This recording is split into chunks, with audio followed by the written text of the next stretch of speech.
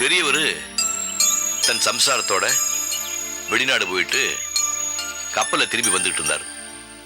திடீர்னு நடுக்கடல்ல புயல் அடிக்க ஆரம்பிச்சது. எந்த நேரத்திலையும் அந்த கப்பல் கவுந்துடலான்னு பயம் வந்துடுச்சு. அந்த கப்பல் இருந்த எல்லாரும் அவங்களோட இஷ்ட தெய்வத்தை கும்பிட ஆரம்பிச்சாங்க.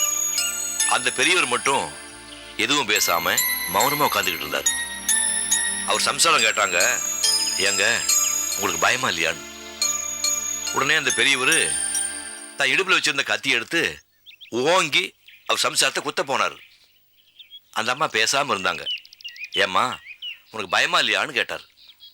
கத்தி வேணா பயங்கரமானதா இருக்கலாம், ஆனா அதை கையில் பிடிச்சிருக்கிறவர் என் மேல உசுரையே வச்சிருக்கிற என்னோட அன்பு கணவர், அதனால பயம் இல்லைன்னு சொன்னாங்க. அந்த மாதிரி தான் புயல் வேணா பயங்கரமானதா இருக்கலாம், ஆனா அந்த புயல் வீச காரணமான அந்த கடவுள் அன்பு வடிவமானவர், அதனால எனக்கு பயம் இல்லைன்னு அவர் சொன்னார். துன்பம் உச்சமா வரும்போது படைத்தவன் பார்த்து கொள்வான்னு பகவான் மேல பாரத்தை போட்டு அமைதியா இருக்கணும். எடுத்து வைக்கும் அடியெல்லாம் வழுக்கும் போது முடிவை கடவுளிடத்திலே விட்டுவிடு. அவன் மீது நம்பிக்கை இல்லை என்றால் காலத்திடம் விட்டுவிடு.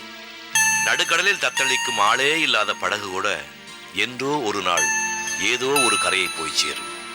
மனமே கலங்காதிரு.